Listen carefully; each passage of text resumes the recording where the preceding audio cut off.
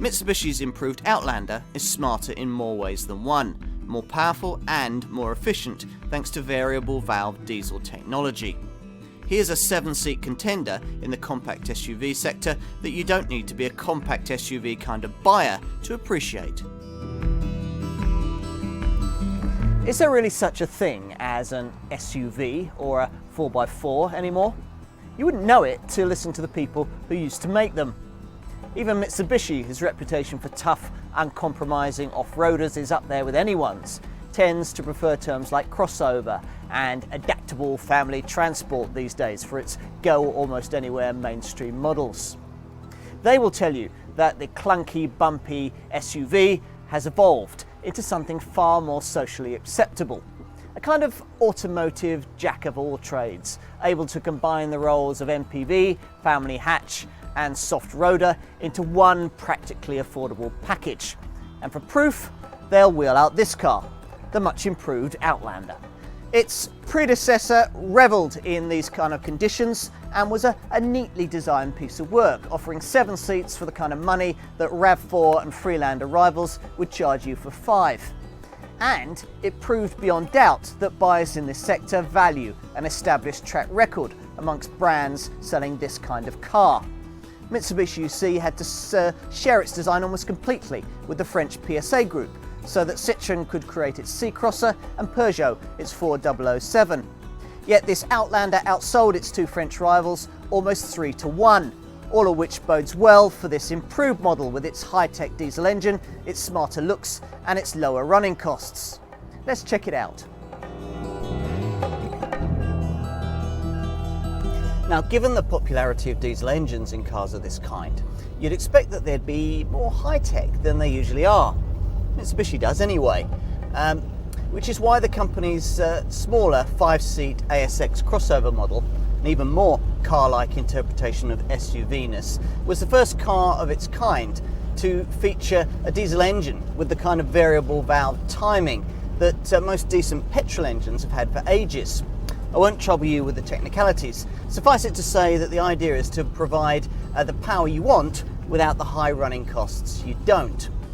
Now, it's a concept that this Outlander takes a step further with a larger 2.2 litre Myvec engine developing 177 brake horsepower.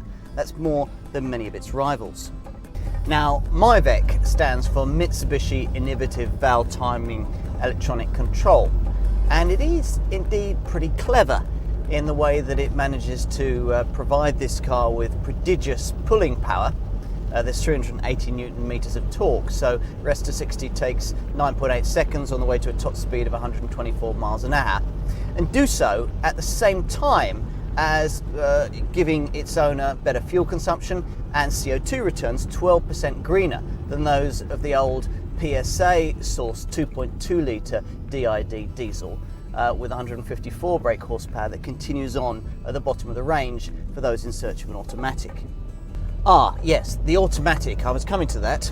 Though the engine that drives it may not be cutting edge, the SST or sports shift transmission cogs it's connected to most certainly are. This being one of those clever systems that uses 2 clutches, one to engage the gear in use, the other to pre-engage the next gear that's going to be required, which means that if you select the gear that you need via these neat steering wheel mounted paddles, or if you've left the thing in automatic in drive, the onboard computer selects it, the change is pretty much instantaneous. And there's also a sport mode, which is accessible via this rocker switch just behind the gear lever down here, which triggers quicker changes and enables them to be at higher revs for more spirited driving. As for how it drives, well, it's not like the kind of Nissan Qashqai or Peugeot 3008 style crossover model that a family hatch buyer could get into and drive without noticing any difference. If you want one of those, buy Mitsubishi's smaller ASX. So yes, there is a little bit of adjustment required when you first get behind the wheel, with a slightly more body roll and a slightly poorer ride over poor surfaces than you get in the kind of compact 7-seat people carrier that the Japanese maker rather optimistically hopes that at least a few buyers might be comparing this Outlander to. But the differences aren't too great, and they'll be compensated in the eyes of many by the butch dynamic looks and the raised commanding driving position. And this car's off-road ability?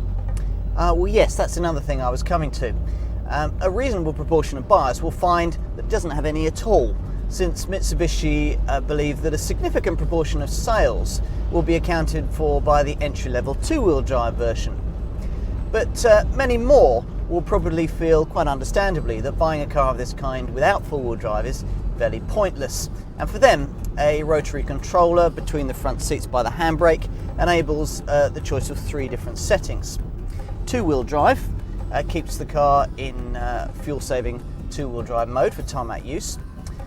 Switch to four-wheel drive, and on icy mornings or rainy days, or perhaps for light off-road use, you've got a system that when the need arises will automatically transfer up to 30% of torque rearwards for extra traction. Then you've got a lock setting which will equalize torque 50-50 front and rear, 50% front, 50% rear, so that if you're on the type of terrain you really shouldn't have gone near in the first place, you've got a fighting chance of pulling yourself out. The styling of older Outlanders always used to be based on Mitsubishi's off-road products like the Shogun family 4x4 and the L200 pickup. This one though shares its look with the brand's smaller, more dynamic ASX crossover model, which in turn borrows its jet fighter front end from the brand's Lancer Evolution rally replica.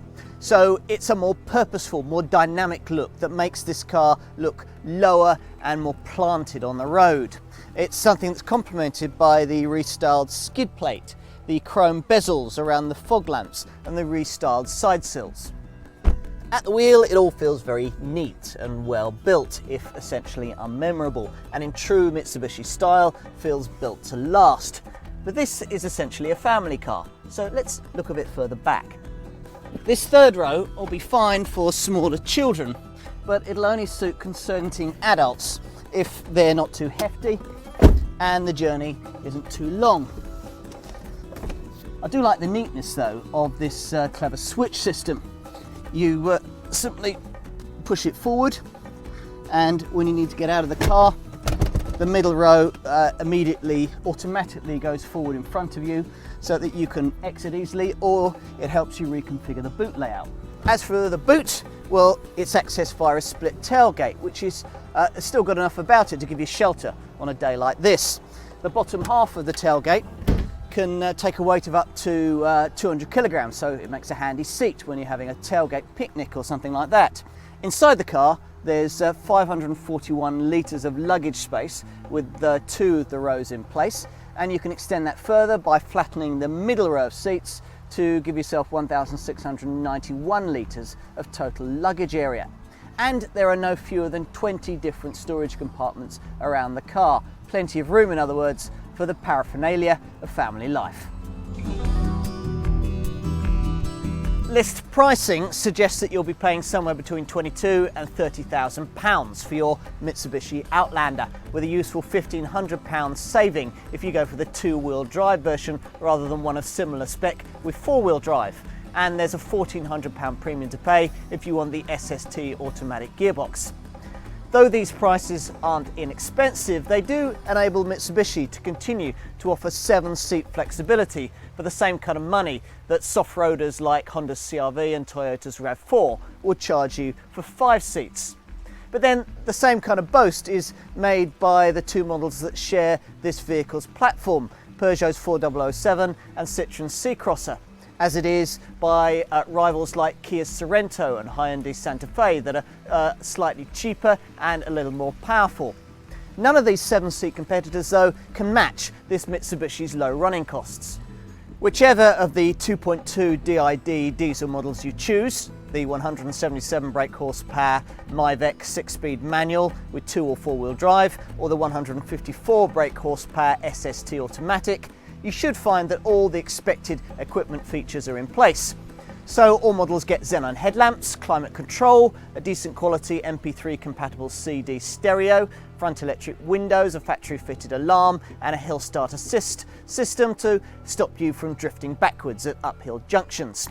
Safety wise, there are all the usual airbags, stability, braking and traction control systems, plus an ESS emergency stop signal system that flashes the hazard warning lights under severe braking to warn following motorists.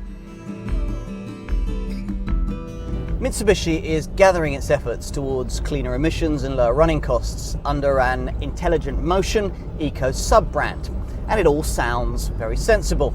Over 95% of an Outlander is recyclable, and the engineers have even gone as far as constructing the roof out of aluminium to save weight. And indeed, the figures seem to add up. The 177 brake horsepower 2.2 litre DID Myvec engine offers 14% more power than the older 2.2 litre 154 brake horsepower unit, yet it still manages to return 12% better emissions. This is most notable, of course, in the two-wheel drive version, which puts out 162 grams per kilometre of CO2 and 46.3 miles to the gallon on the combined cycle. Mind you, the four-wheel drive versions aren't too far behind. They return between 165 and 169 grams per kilometre of CO2 and manage combined cycle fuel returns at around the 44 miles to the gallon mark. Go for the 154 brake horsepower 2.2 litre automatic I've got here, however, and CO2 returns fall to 189 grams per kilometre and you get a combined cycle fuel return of 39.2 miles to the gallon. An eco drive indicator on the dash should help you get somewhere near those sort of figures on a daily basis. What else do you need to know? Well, servicing isn't terribly infrequent at every 12,500 miles, but Mitsubishi offers a low-cost servicing plan that helps keep those costs down, and nearly all owners opt for it.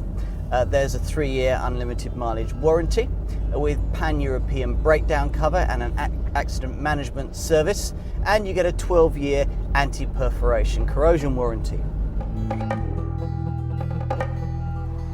How people like me define this Mitsubishi Outlander, crossover, compact 4x4, go anywhere MPV, isn't ultimately very important.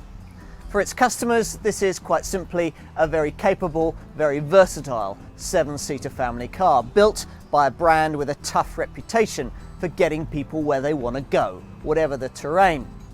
Is there a price to pay for all this increased capability over buying something more conventional? Of course there is, but with this improved, more efficient version, Mitsubishi has substantially reduced it, thanks to a revolutionary diesel engine. Here then is a car that many families will find it very difficult not to like, wherever they're headed.